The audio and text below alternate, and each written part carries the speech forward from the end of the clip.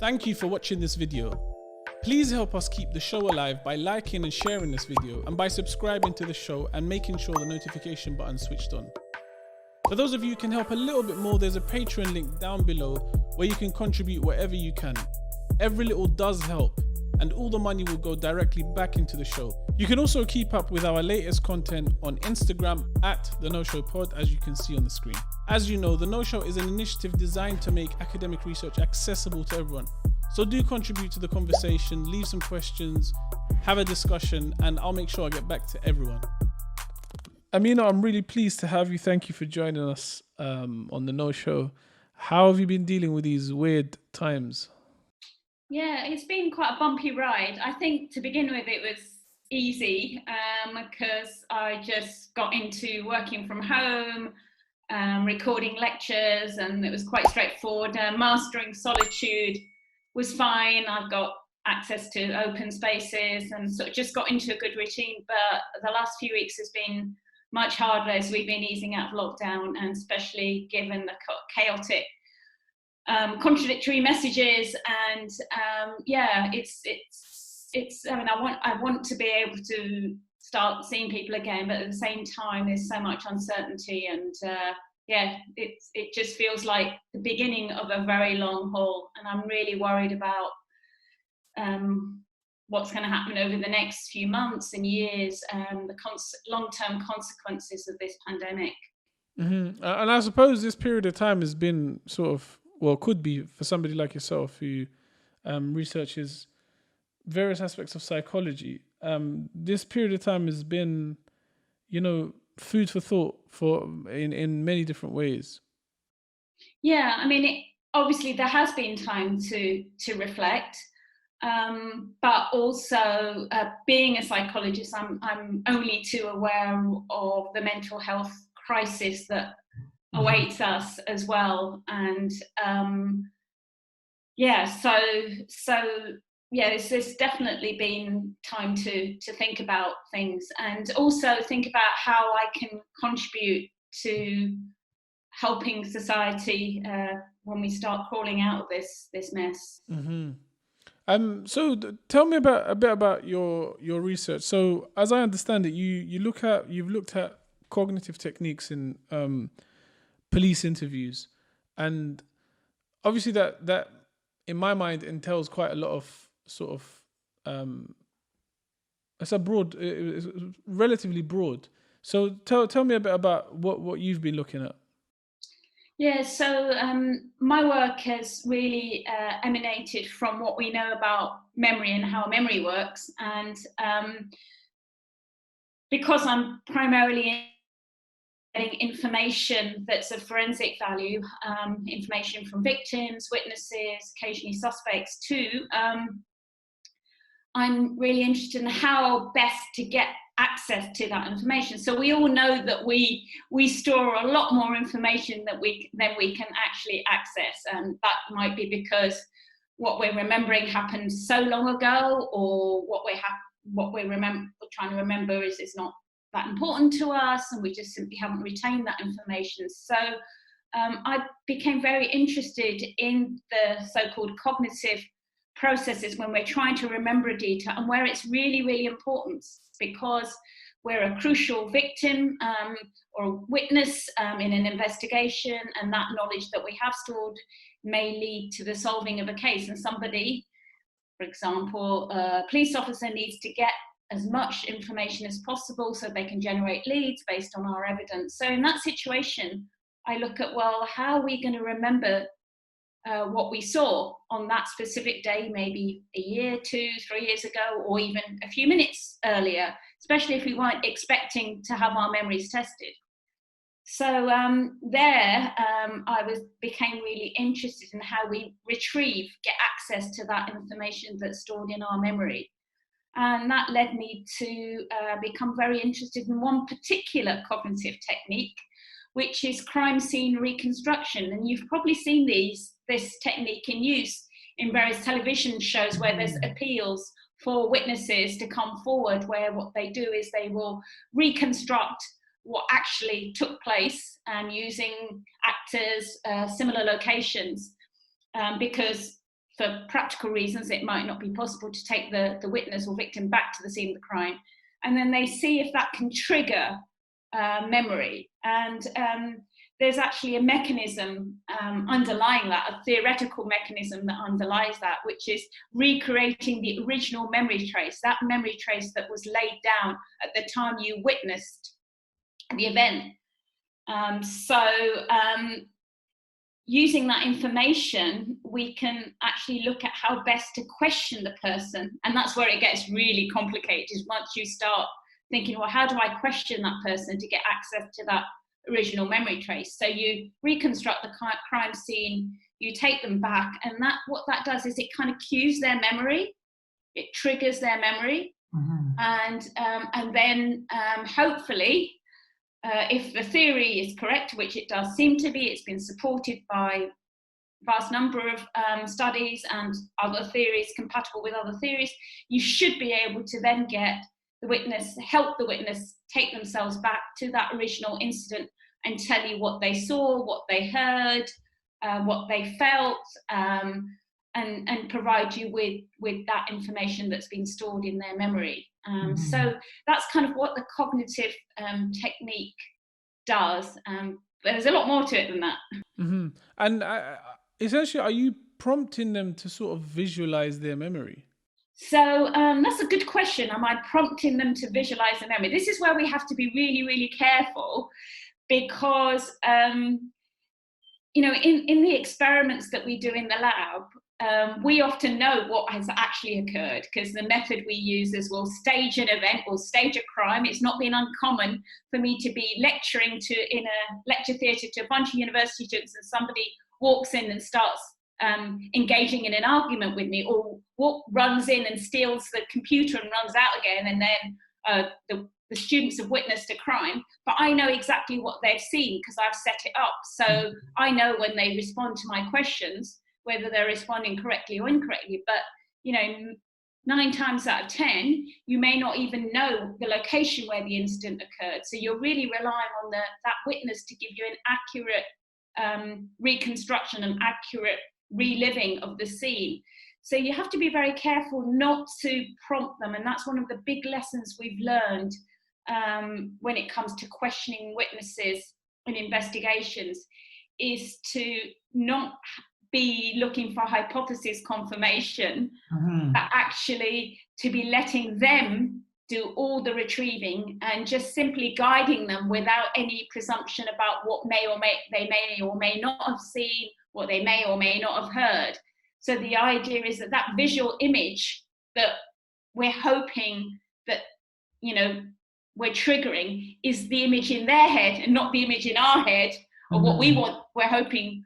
And so this is where, you know, you get all the problems with that can come from leading or actually misleading a witness. So you have to be very careful when you use these techniques to be neutral and to make sure it's the person that's remembering, be it the victim, the witness, or the suspect, they are doing the remembering and the reconstructing. And it's quite hard, because sometimes in my studies, I actually have to say to people when I get them to reconstruct the scene, well, you know, are you there now? Can you, you know, are you, you know, is that image formed in your head? Have you taken yourself back?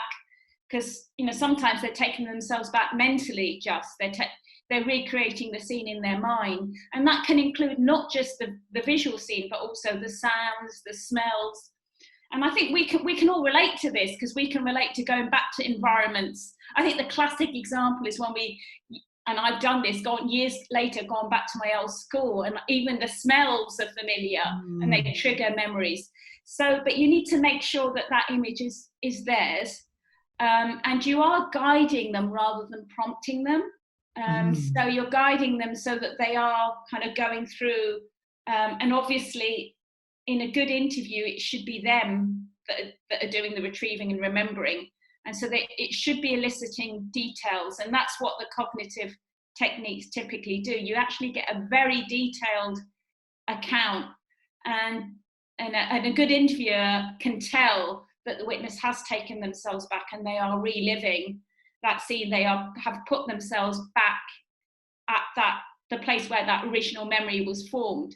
And And theoretically, again, that, and this has been supported by research, results it can result in a very detailed, elaborative account of what they've seen, including some small details that maybe appear trivial to the witness, but could be really critical. So you're giving the forensic investigator a very detailed account from your perspective, the witness's perspective, and not something that the interviewer necessarily wants to test or what they want to hear. So that's what I mean when I say it's a lot more complicated than simply the technique. Mm-hmm. So with the crime scene reconstruction, do you not run the risk of sort of allowing the witness or even embedding false memories into the witness? Again, this is something we have to be very careful of. So the way in which you apply the cognitive techniques, they're not applied in isolation. This is something we learned very early on. When I first started working on cognitive interview techniques, and this was back in 1987, when I went to University of California in Los Angeles, where the techniques were first developed in a very sort of sterile laboratory environment where they staged events or showed people, college students, films, and then they, applied these techniques to see whether they could remember more correct details about what they'd seen in the films or in the staged events. These techniques were just applied one by one on their own. They weren't really put into the context of an interview.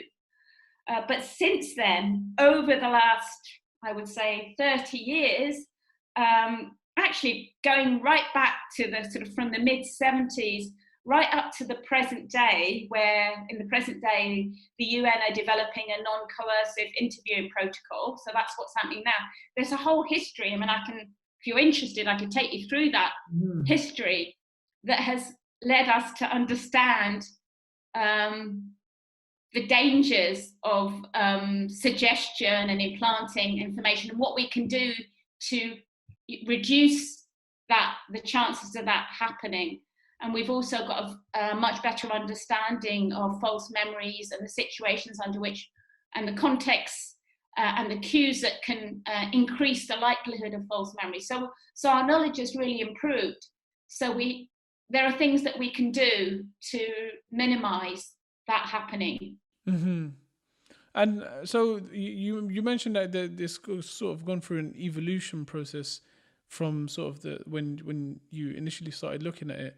But did it take for major incidents, like famous cases where police sort of... Yeah, so there was. So, I mean, in the UK, the case that's probably not that well known, because it goes all the way back to 1972, was the murder of a prostitute, Maxwell Convey.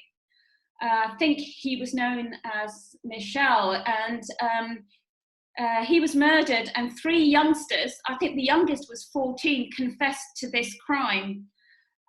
They were questioned in the absence of a lawyer, and I think one of them said that their parent was present, but in fact the parent wasn't.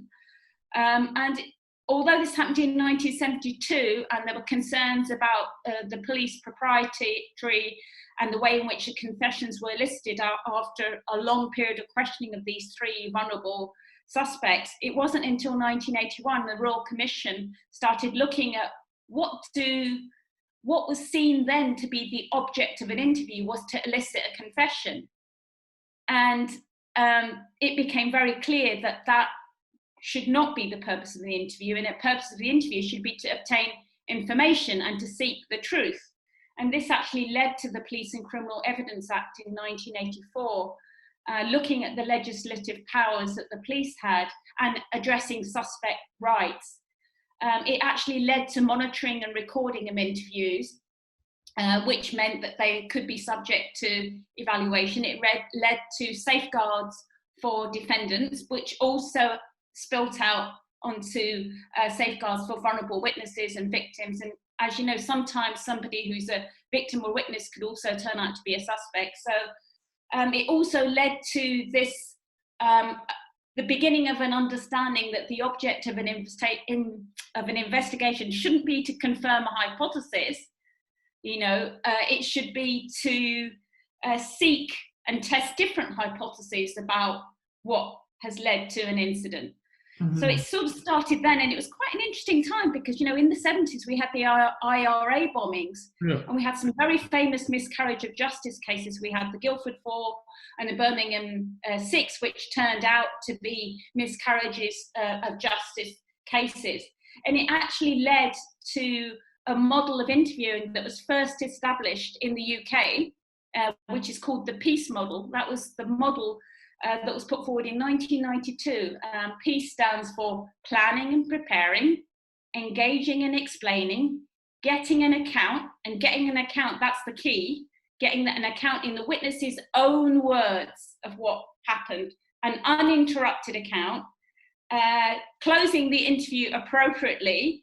So if the witness is distressed at the time of the interview, making sure you go back and build rapport with them, making sure if they've not told you anything, you've left them in a good place so they'll come back to you if they've got more information, and then evaluating your performance and evaluating the interview and going back and looking at what evidence you've gathered. So this kind of set the stage, and it was only after that that we started seeing other developments. So in 2003, I was living in Scotland, and I was asked by the Scottish government to use the kind of the PEACE style structured approach to interviewing, where you engage with the witness, you explain, you establish a rapport, and then you get an account in their own words. So I was asked to take that and develop a procedure that, develop it into a protocol that police officers and social workers, and in the early 2000s, the way in which investigations were being done was to have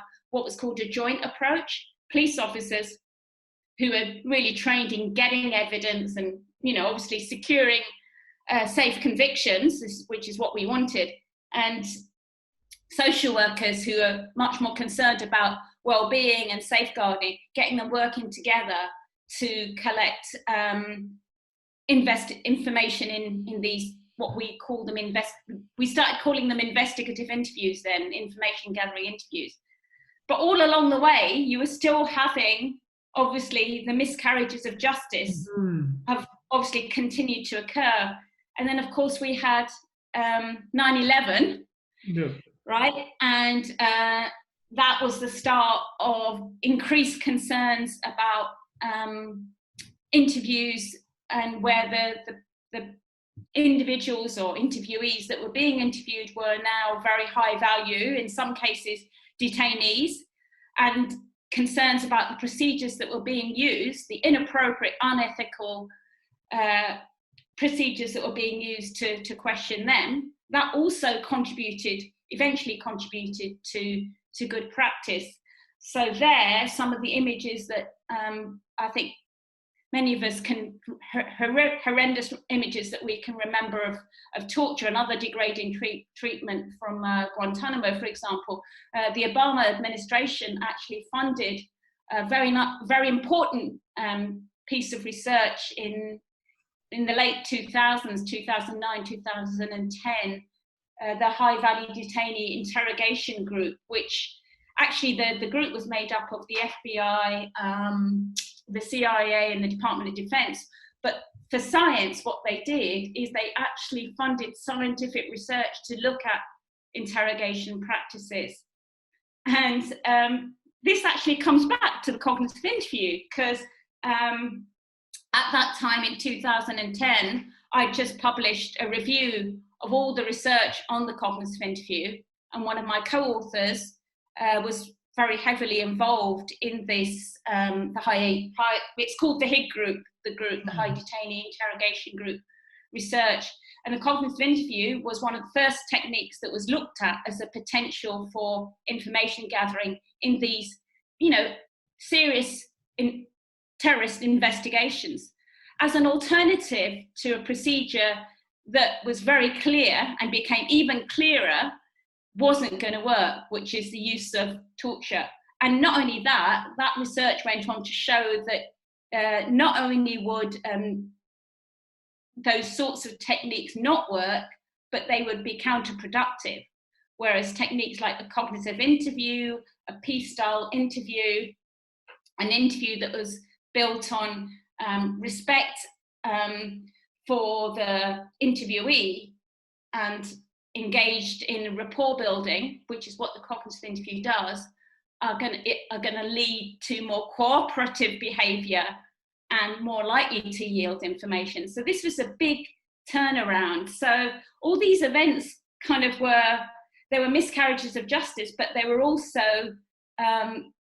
things going on all around, events happening, critical incidents happening all around the world that were kind of culminating in a very huge shift from this, what we call hypothesis confirming, confession-led way to questioning suspects. And also, in a way, you also saw that in witnesses early on when I was starting out, the idea that the interviewer is just going to question the witness with a whole load of questions of, a predetermined protocol, rather than just letting the witness do the talking, getting the witness to use their own memory and just being there to guide them, letting them come up with their own account.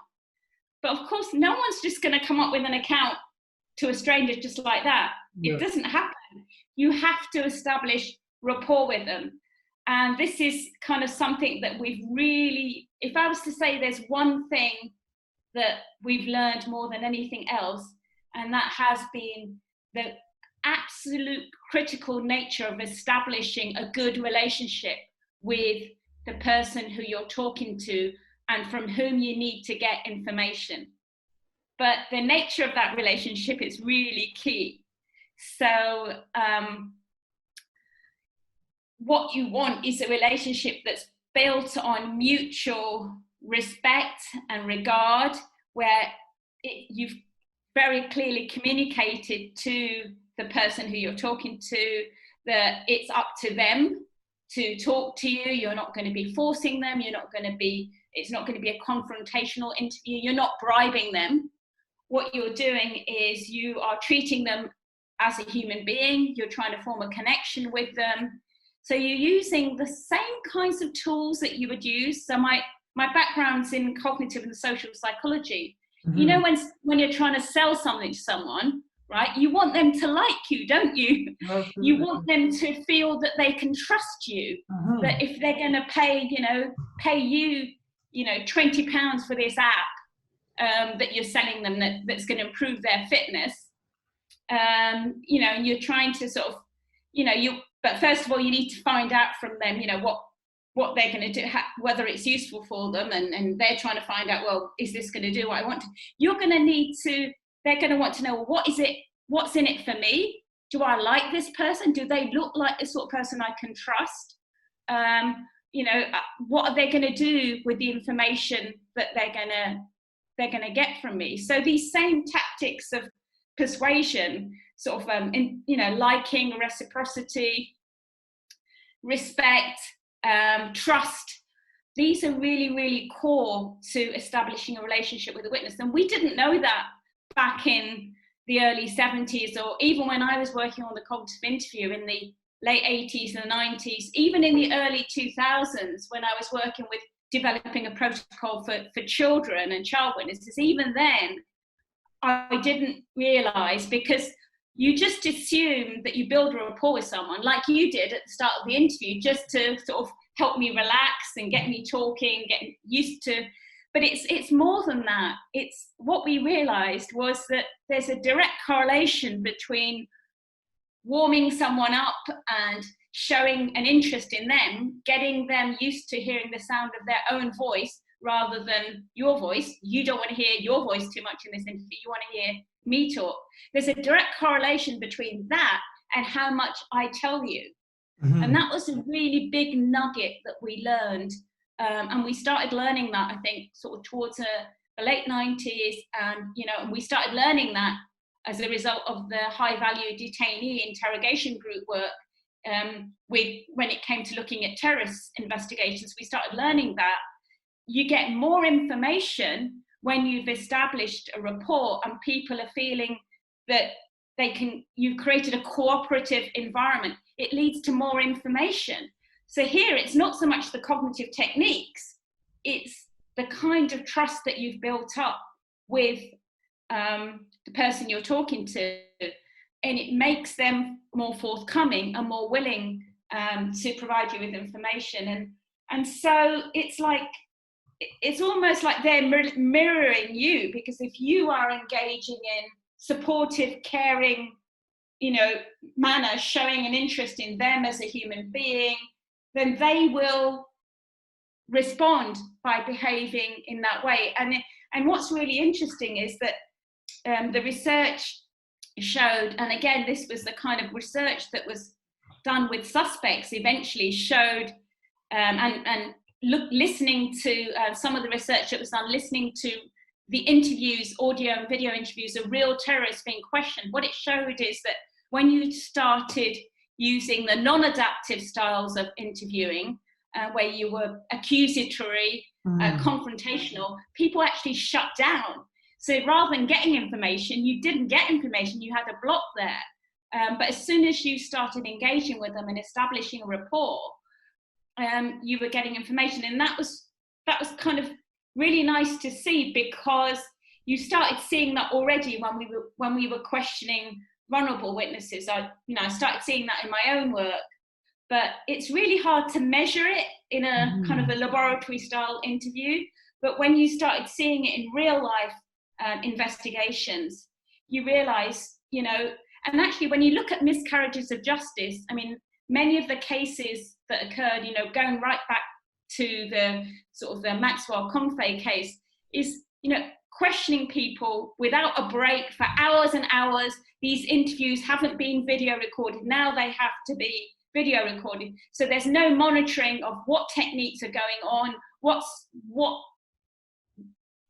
has resulted in somebody coming up with a confession. So, I mean, these are highly problematic techniques that were being, that we know now were contributing to miscarriages of justice. So it actually opened the doors for reforms to be made, but we still have quite a long way to go.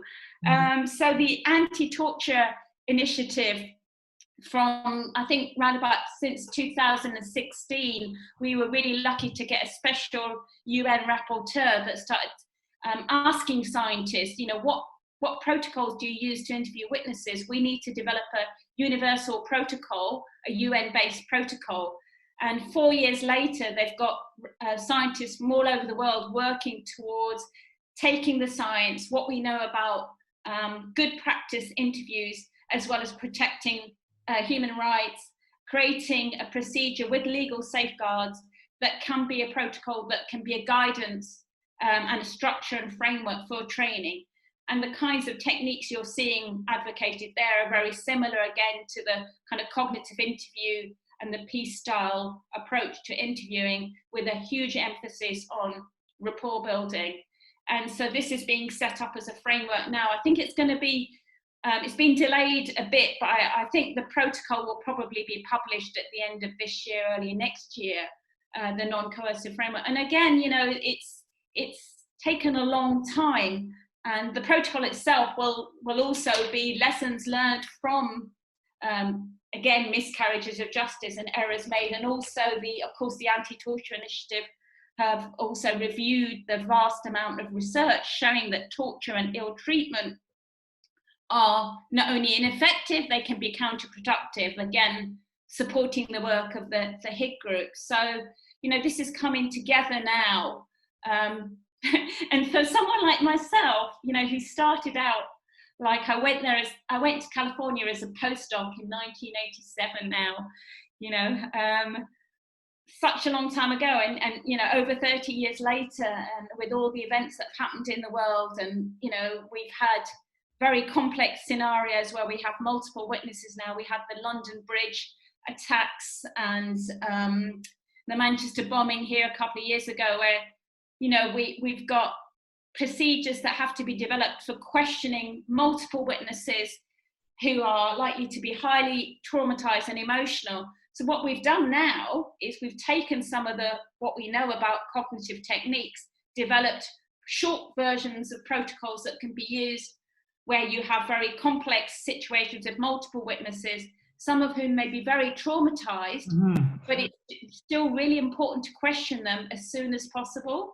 Because one thing that is quite obvious is that memory will start decaying and be subject to interference and contamination as time goes on, as you talk to other people about your memory. So we still need to question people in these sorts of situations as soon as possible. And I can tell you now, tragic what happened in Beirut last night, and the investigators are going to be out there wanting to question people as soon as possible about what they saw, especially given in an environment where already this morning on the news, people were talking about seeing things and being there. They're going to have to be working very quickly, but also with individuals who are going to be highly traumatized and have other priorities on their mind. But it may be small things that people saw as they were going about their daily life, in a highly charged environment already, with all the concerns about coronavirus, getting that information very quickly, but also huge issues to do with the well-being of those witnesses as well, and working out who are going to be the significant witnesses that need to be questioned that might have something. And this is where the kind of cognitive based techniques can be really useful, because it may be just something, some detail that can really be critical in solving a case. So there's, I think now we have more of a need for these sorts of forensic interview protocols and all the things that we've learned over the last 30 odd years of research and working with practitioners, because myself and many of my colleagues who've worked much more closely, we've learned a lot by working collaboratively and working together. And that's why the UN protocol and the anti-torture initiative, which called upon scientists and even the high value detainee group, the fact that this funding was made available and science was a part of it, has been really important, because now we need these tools more than ever. And what we don't want is to be using counterproductive techniques that are not going to either give us faulty information or are just going to lead us down the wrong way, or give us no information that's going to or result in situations where people are not going to be willing to come forward and be victims and witnesses. So we always have that in mind as well, that if somebody is a victim or a witness and they have a good experience, then hopefully, if they see something again, they will come forward because they know they're going to be treated with respect and their information is going to be valued. So it's kind of creating that environment and that culture, but it's enormously complex. No, I don't know if I've made it sound simple, but it really isn't. You've done a fantastic job sort of breaking it down and sort of breaking down the sort of the thinking evolution behind it of how it was viewed first from the perspective of sort of the person is guilty and we have a hypothesis about them, or this suspect, we have a hypothesis about them, we want to sort of confirm, to this more relationship building approach. But then my question is, the rapport building technique sounds to me like it's a double-edged sword, because could it not be manipulated? Yes. So there's a style of interrogation that's has been until recently. It's now thankfully being criticised a lot more, and scientists have been managed to the Reed style approach to interrogation, which is which is this kind of 9-step approach to investigation that's trying to create behaviours where the suspect breaks down and confesses, or this belief that non-verbal behaviour will leak cues to them, to their deceit, and then they will cave in. And the technique, actually, one of the techniques that they advocate is becoming sort of trivialising, minimising the incident, minimising the crime, to sort of lull the suspect into confessing, and also they do this minimization, and they also have this maximization where they lean forward and use scare tactics. So it's a combination of a good cop, bad cop is the kind of way in which some people describe it, techniques. And I think that's one of the things that I think you're alluding to when you talk about the double-edged sword of rapport building. And we know from the work that was done, again, it was funded as a result of the Higg project, this sort of, one of the things they learned when they listened to these interviews of actual terrorists being interviewed was that these techniques are actually counterproductive.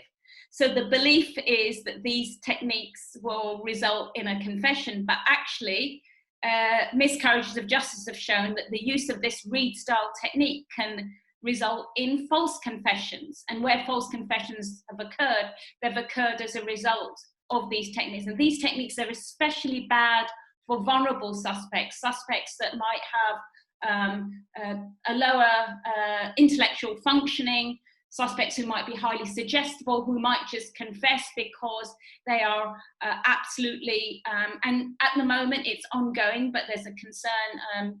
You've probably seen Making a Murderer, and know the case of Brendan Darcy here. It's still, he was questioned for many hours without an attorney, using this Reed style of questioning. It's well established that he was a vulnerable suspect, and of course the case is ongoing. I can't comment at the moment, but we know in that case, and there's been a few cases over the years where vulnerable suspects have been questioned using these sorts of techniques, where the interviewer tries to engage, get them to like them, and you know, makes them feel like I'm your friend and you can tell me anything. And these techniques, when used where there's no other evidence, can actually we know that these techniques can increase the chances of false confession. So we don't advocate those techniques. Those techniques are actually not consistent with the investigative interview or the cognitive interview or the rapport style. So the rapport style interview actually builds on getting to know the person as an individual. It's not built on bribes or promises or false deals. It's built on getting to know that individual as a person. So by showing interest in them, by creating a favourable, safe atmosphere for them to talk, it's built on, that's what that is really built on. So it's very different to the kind of what we call the Reed style approach to interviewing. But I can see where you're coming from, and I realise as I'm talking about rapport building, it is believed that you can train people quite well in this kind of, and there are protocols out there for training people now in enhanced rapport building. With children, we actually get interviewers, when we train interviewers to interview children who are witnesses, we get them to do something called a practice interview, where before they interview them about whatever the incident is, say it's a sexual abuse inquiry, you'll interview them about something they enjoy talking about. So you'll ask them about a recent event, a recent holiday, a recent birthday, and then you'll ask them open-ended questions that are, they're usually called WH questions, but yeah, you know, questions where you get them to say, you know, tell me more about this, tell me more about, and you ask them about things that they enjoy doing. You might ask them about things that they don't enjoy doing, but the whole point is to ask them open-ended questions about themselves, so they get comfortable talking about themselves even before you get on to the main subject of the interview. And, you know, interviewers aren't used to doing that. It's so much easier to just ask people close-ended questions that result in one-word answers, or can you tell me about your last birthday? If you ask a kid that, they might just say no. No, they might exactly. say, not tell you anymore, right? Yeah, exactly. So you need to say, tell me more about your birthday, tell me more about, so it's often the kind of tell me more questions. And, you know, and it's really paying attention to their non-verbal behavior, but not using it to decide whether they're telling a lie or telling the truth. And that's another thing that these read style techniques do. They assume that you can read people's behavior by their non-verbal movements or based on whether they're consistent or inconsistent in what they've said. And we know from the research on deception detection that many of those cues that they're relying on are not reliable indicators of whether somebody's lying or telling the truth. So, there's been a whole shift away from trying to analyze people's non-verbal behavior. Instead, what you should do, and this is what you get if you build rapport with someone, is get as much information as possible from them. And then if they are lying about what they're telling you, if you've got more detail from them, you've got more detail to check against other evidence. And we know that actually, if somebody's set out to lie about an incident, one of the ways in which you can detect deceit is to kind of increase the cognitive demand on them. Because if they've prepared a script and you're now getting them to give you a very, very detailed account and you're using cognitive techniques, one of the things we found is that when you start asking them unexpected questions and getting a very detailed account, you're much more likely to detect something that's a prepared lie, if you like. You're much more likely to kind of be able to have more information when it comes to assessing whether that statement that you've got from your interviews based on a truthful event versus something that's just been made up. It gets much more complicated when people start embedding lies and mixing up truths and lies, because this is where, when you've got multiple witnesses, it's really important to make sure you question them all as soon as possible without them contaminating each other's memories, using a good protocol. So that actually also comes back to the importance of having, a procedure and a protocol for questioning them as soon as possible before they have a chance to compare notes or talk to each other, because that we know can contaminate memories and increase the likelihood of false recollections as well.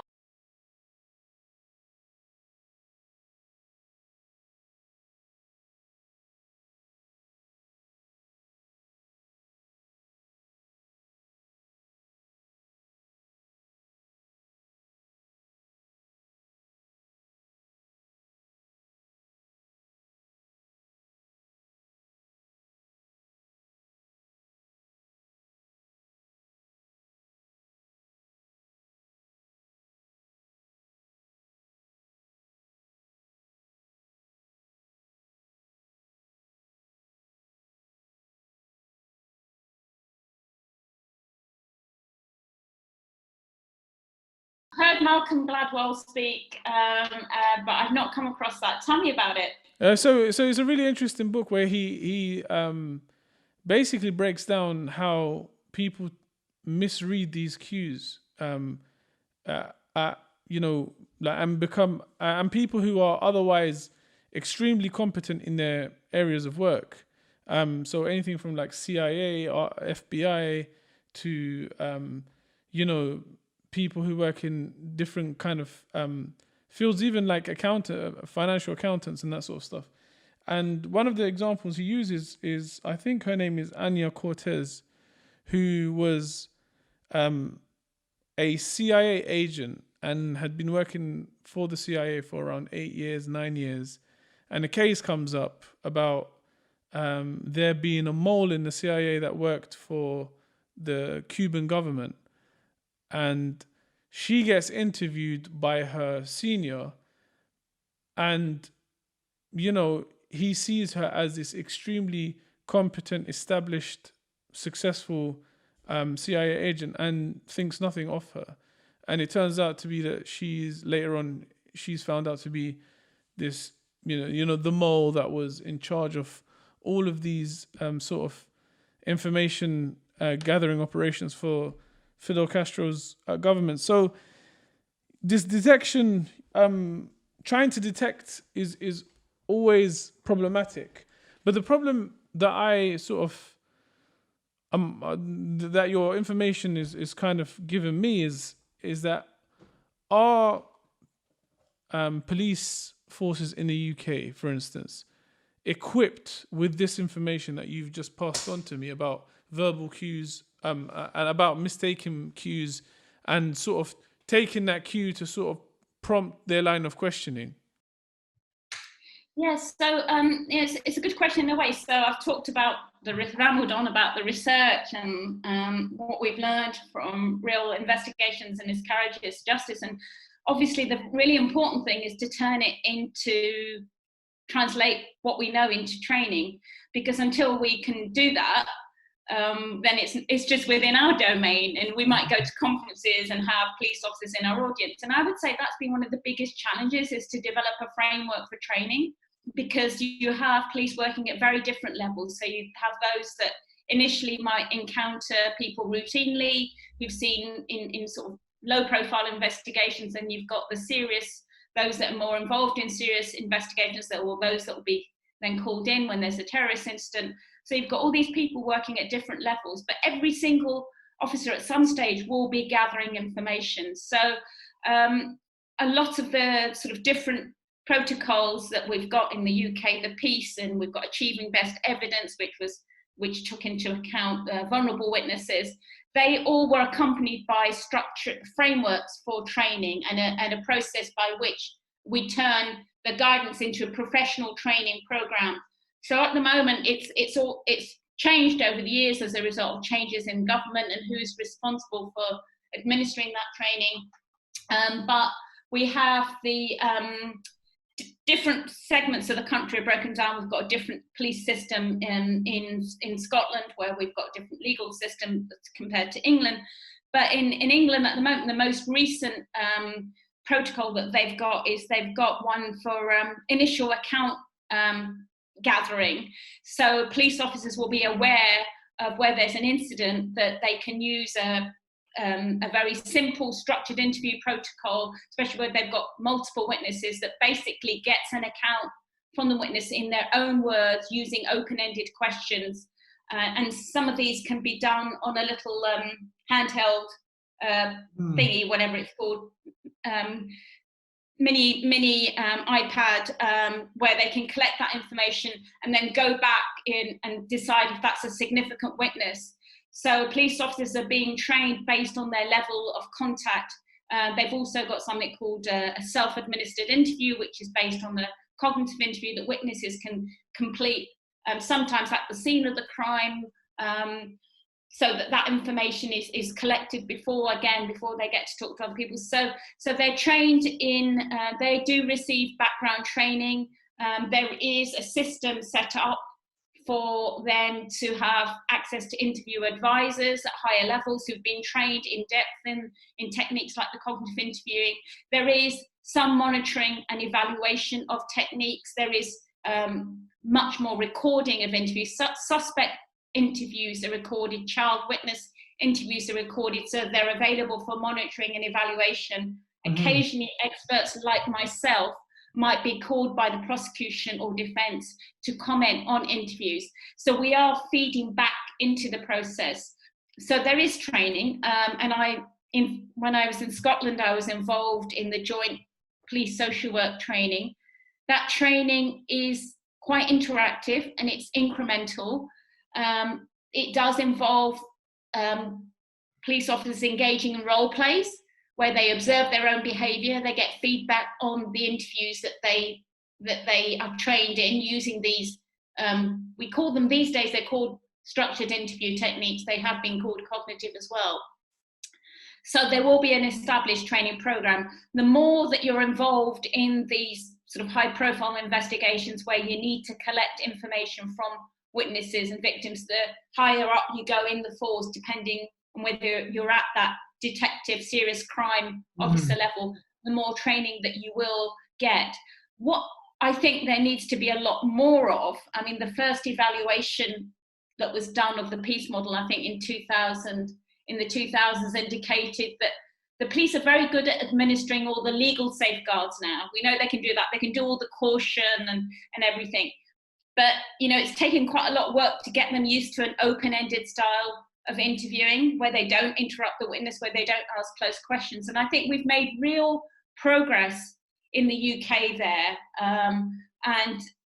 So I think, and also in having questioning that isn't hypothesis led, that isn't driven by a confirmation bias that we think this is the suspect, so we're going to test that theory, but it's open-ended, an open-ended mindset. So I think we've gone quite a long way. It's been a collaborative exercise. So researchers have contributed and continue to contribute to the training, but also, you know, in the publications, in the training publications and guidance, you can see the science has got through. So it is training. So there is, and I think, you know, the big challenge is monitoring that and making sure that there's enough resources to check that, you know, appropriate procedures are followed. And when they're not followed, how do they come to light? They come to light in the form of miscarriages of justice. And we know that those miscarriages of justice might just be a tip of the iceberg.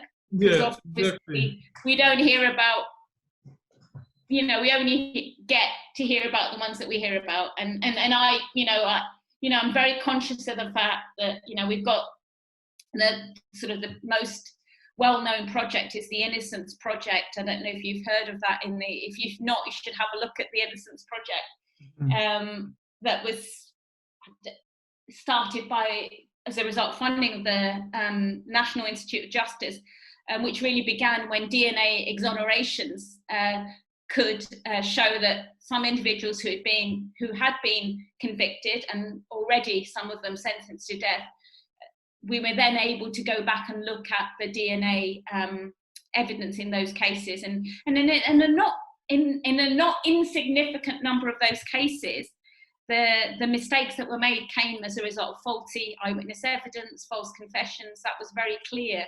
So those sorts of cases have informed us, but even in those cases, when you look at who those individuals were, I see a very large number of black suspects, individuals who were wrongly accused there. So we know that it's more than just faulty interrogation investigation practices. There are other processes at work, and you know, and I'm hoping that the Black Lives Matter movement is going to continue to bring those to light, because there's definitely racism involved in investigation. So there are so many other factors, but I think we are starting to get a much better understanding of the investigation process and what can go wrong.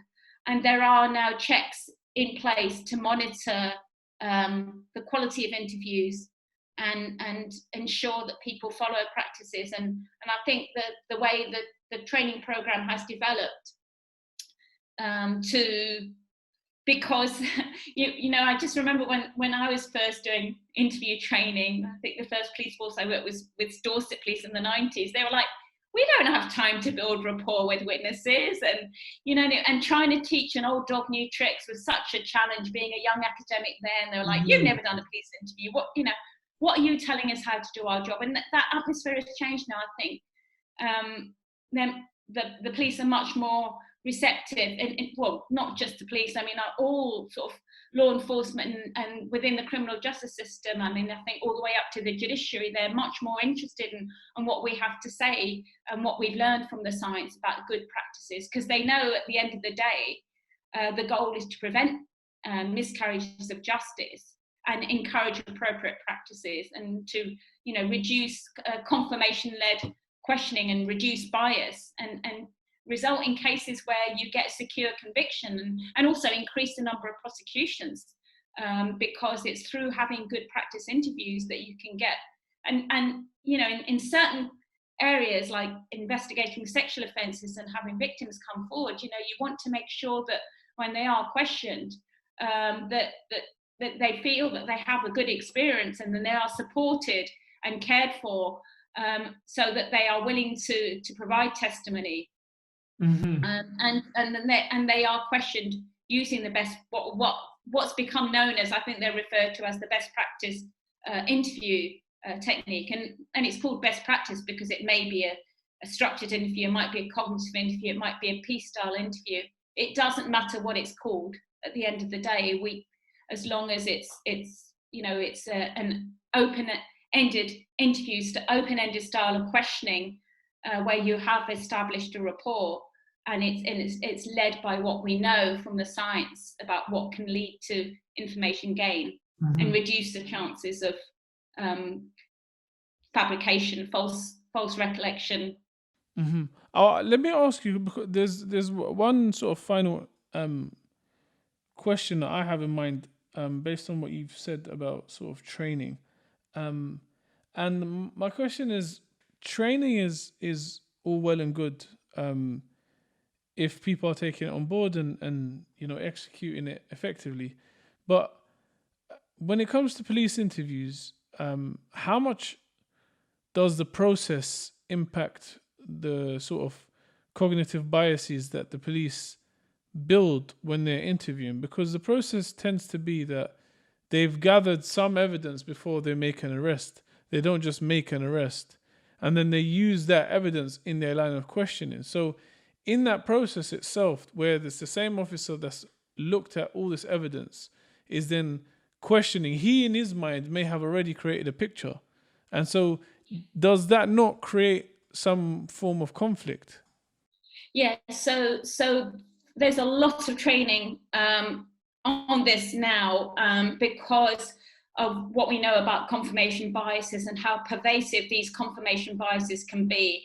So it does involve using many examples of where people have just been driven by one theory, or they have a high-profile suspect, or they have some fingerprint evidence which could also be faulty. The Madrid bombing was a problem there, where they had Brendan Mayfield, they had the fingerprints, and even the fingerprint experts there had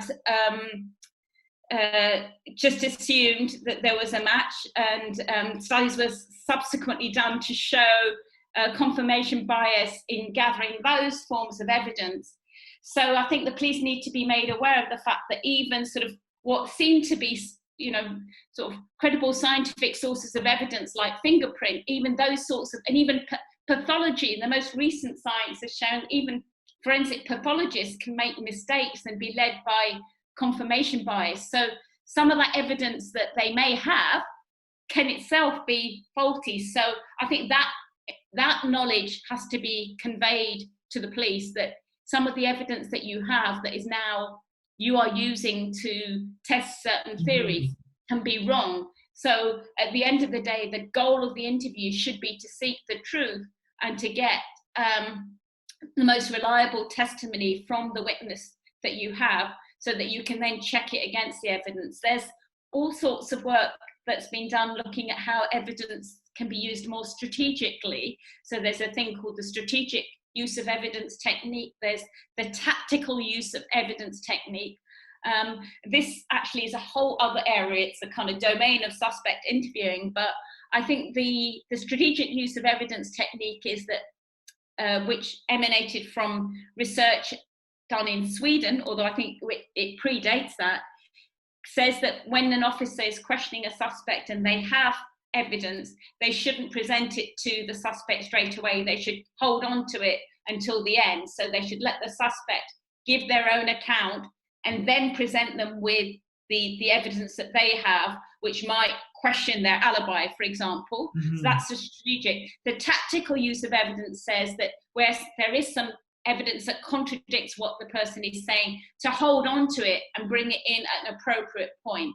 I mean, this is kind of requiring a great deal of skill, but the most important thing is to have an investigator mindset, an open-ended mindset, and to be open to more than one hypothesis. And I think getting that mindset is hard, because we are also fighting unconscious bias and unconscious processes that I believe, and this comes back to what I still think is a huge problem within the criminal justice system, which is that when it comes to and miscarriages of justice, is that we've seen,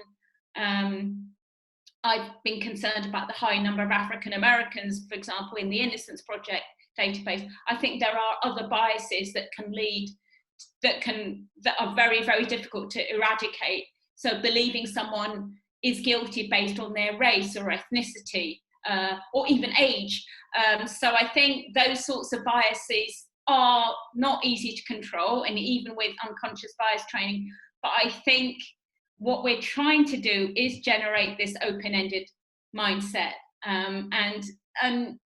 There is training there, and in fact, I know the non-coercive protocol, that the UN protocol that's being developed, there are police officers that are very experienced, high-level police detectives. So from Norway, for example, who are on that group, who have worked on cases. So they are able to bring their experience of working on cases into the training. And I think that's really important, showing where one hypothesis was pursued, what other evidence was ignored. And there are so many cases. I'm just thinking, as I'm speaking of the Sam Hallam case, you probably are not familiar with it. It's a young man that was convicted of murder, was overturned on the second appeal, where again, the police, because they assumed it was Sam, they didn't question other witnesses, included, and even the ones they questioned, who they could have pursued, one of whom had the murder weapon, they overlooked that because they had decided. So some of the learning does come from sharing cases where things have gone wrong, but it is a difficult process because the biases are there. And this is why I have to come back to monitoring. You know, it takes a huge resource to have someone monitoring that. But also we as experts, when there are miscarriages and we are called in as experts to offer, you know, to talk about these issues, we're hoping that we are feeding back to the criminal justice system the cost of the mistakes that are made when confirmation bias results in an error. Absolutely, and these are really, really important areas. Both in the UK, in the US, and of course everywhere else. And I think you've sort of done a fantastic job in shedding light on all these different areas within in the sort of investigation process. Where can people find you online to sort of or find your work online and get access to it? Yeah, so I'm at the moment I've started an interdisciplinary centre at Royal Holloway last year called the Centre for the Study of Emotion and the Law. So together with a professor in law at Royal Holloway. So most of my resources are on there, but they can also email me, and on Twitter, Amina Memon 1.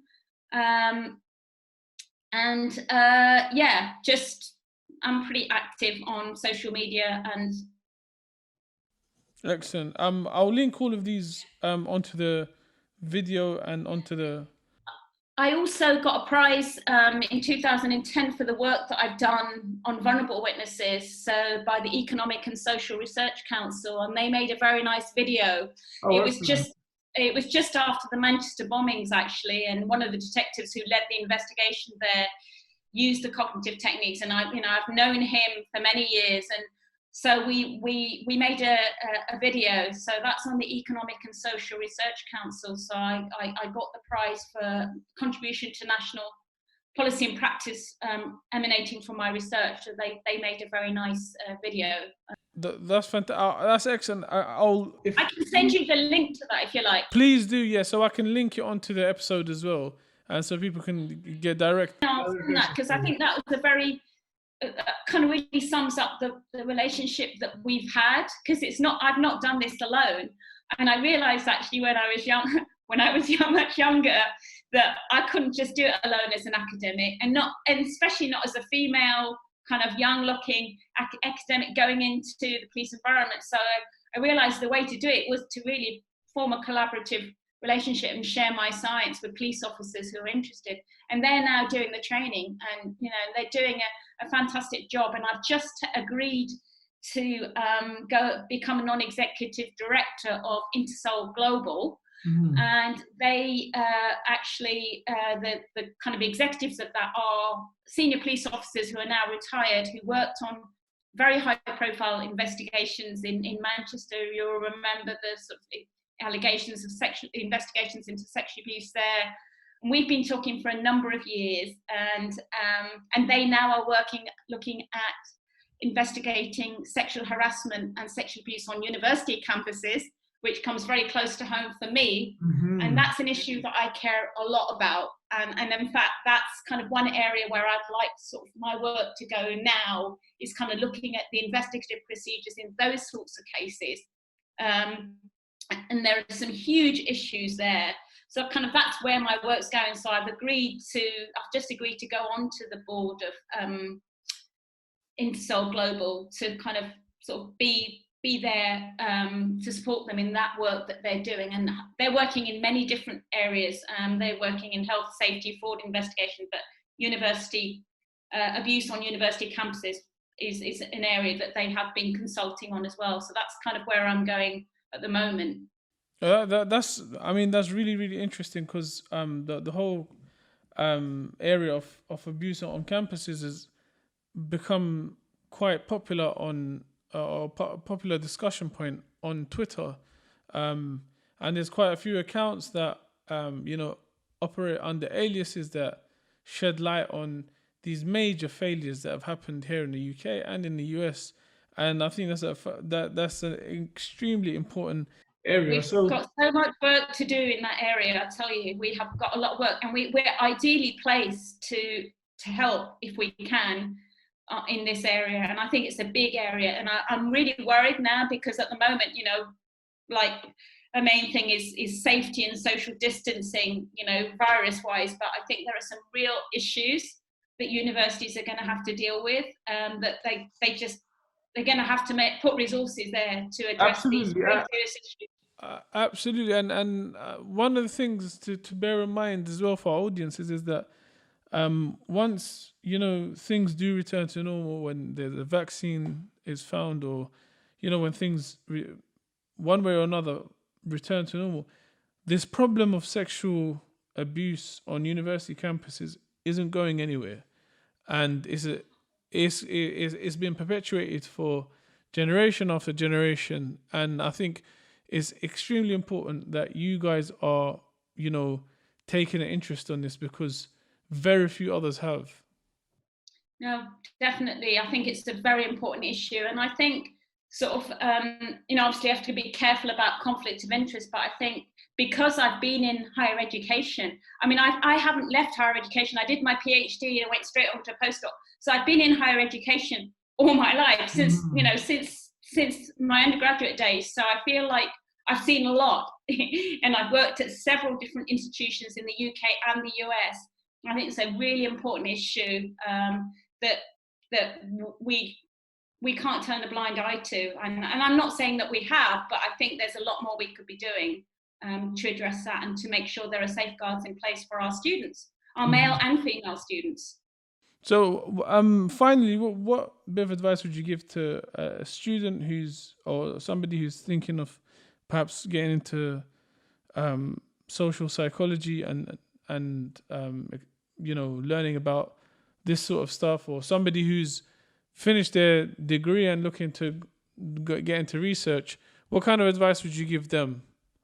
Yeah, so like whether to do it or not, is that what you mean? No, just generally whether to do it or not, or if they're going to do it, what kind of things to keep in mind. Yeah, it's interesting, because I'm talking to a prospective student, a daughter of a mutual friend at 2, who's thinking of applying to Royal Holloway to do psychology, and she wants to go into this area. It's a very popular area. I would say keep an open mind because it's a real organic process, and don't think, oh, this is what I'm interested in. I want to be a forensic psychologist. I've watched Lied to Me and I think I could do, this is something I want to do. I think we should always keep a very open mind about kind of be prepared to grow and change and learn.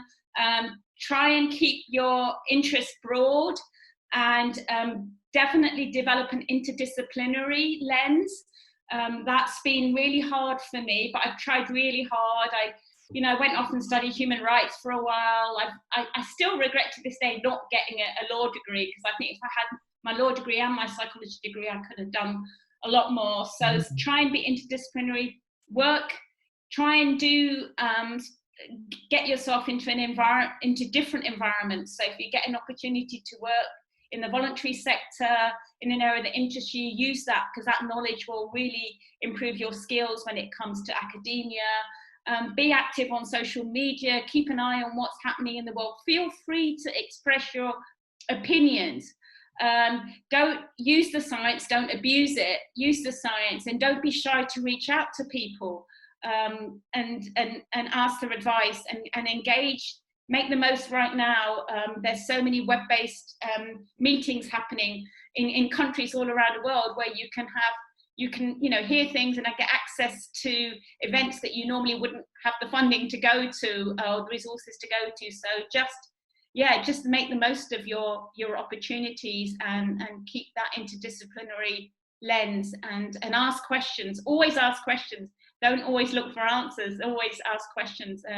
I've learned that some of the things I believe were right based on the science in the 1990s. Since then, those hypotheses have been completely overturned by new science. So don't expect things to replicate. Things will change and evolve, and we are in a state of flux. And when it comes to interviewing, something I didn't say is that, which is really important when it comes to things like the cognitive interview, it is a flexible tool. Think of it as one of the tools on your tool belt. It's got a number of different tools, and you have different tools for different purposes, and developing that, be flexible, and you can be, sometimes all you want to do in an interview is really establish rapport, because you want to put that person at their ease, right? And so you might not necessarily want to get any information from them. You just want to make sure they're okay. Use your skills wisely.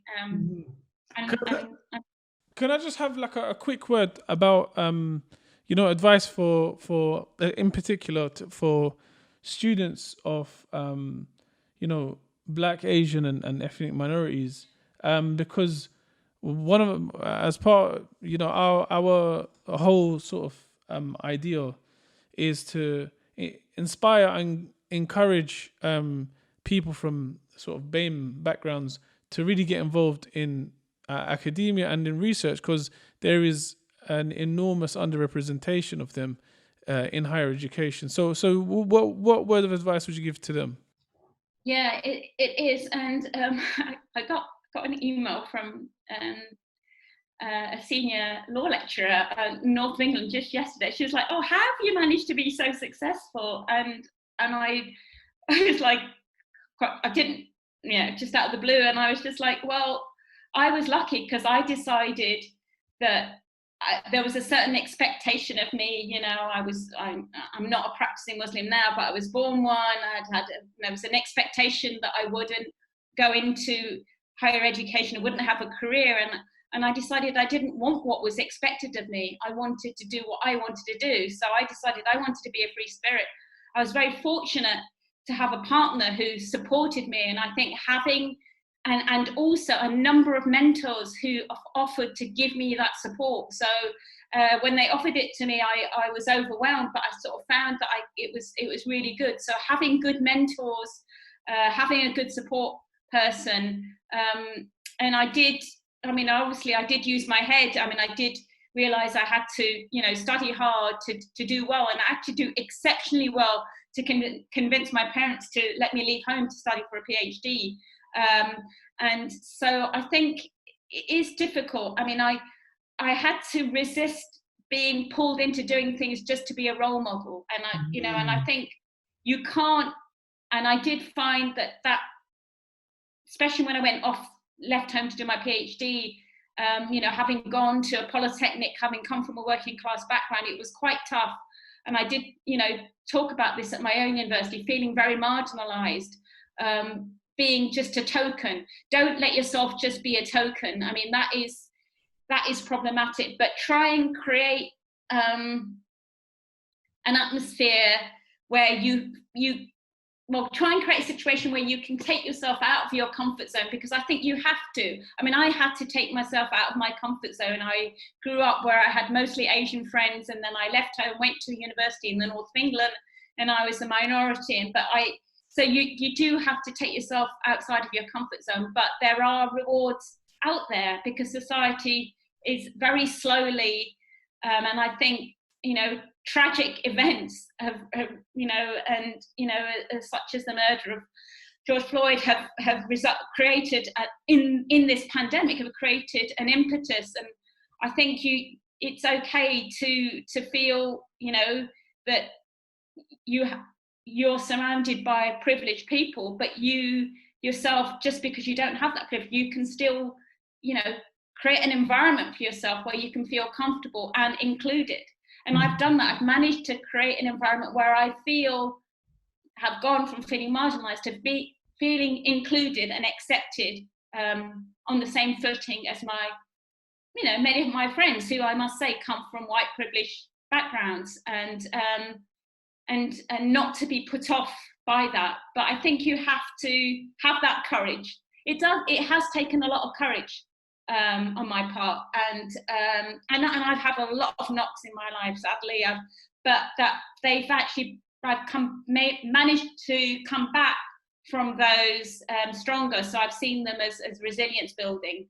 And again, that does take a mindset, but there are people out there offering support. I think that there is a supportive climate, but you do have to look for it. But just don't let yourself be a token, and don't get pushed into doing something just because of the colour of your skin. And it's hard. Sometimes you have to say no, because you get asked to do too many things, and that's happened to me both as a woman and as a woman of colour. And there aren't that many role models out there. We need more role models, and I know, but I hope I can be one in academia. But yeah, there are shortages. But the only way we're going to get role models is if people get out there, because otherwise we're not going to have any. No, absolutely. And I do definitely, if you don't mind me saying, I think not only has the work that you've done, it has extreme, significance to society, but the fact that you've, faced these challenges, and having gone and studied in the north of England and in the US and experienced the world in that way, I mean, just by virtue of that alone, you are definitely a role model to a lot of young people that I speak to, and who want to do those things but really don't feel that it's possible for them. Yeah, I know, and I have to be careful, because I realise how strong the family ties are in the tradition, and I have great respect, for all religions, all cultures, and so. And I am the only one in my family who's done this. So I am so I kind of don't really have, I think I have their respect, but, it's really difficult, but so I've had to form a family from friends. So it's, there are sacrifices that have had to be made on the way. But I think, at the end of the day, even my mum, who passed away a few years ago now, was proud of what I'd done, in a way, even though she didn't understand, have no clue about my job and what I do. I think in a way she was, and when she was had a sort of a terminal condition where, who was to be the power of attorney, she was confident in having me over anyone else, because she knew that my education would mean, and I would make sure that she got what she wanted at the end of her life. And so I think, it's just, it is stepping out of your comfort zone. Definitely. And I think also, like, it doesn't always need to be, it doesn't always need to come with certain fractures of the family structure or certain difficulties where you're making either this decision or that decision. And that happens by having somebody like you and more academics who are from Black and Asian ethnic minority groups appearing on this show and appearing on other shows and saying, actually, you know what, we can collectively come together and inspire these young people and inspire families to show them actually there's an entire world. You don't have to necessarily be a doctor or a lawyer or an engineer.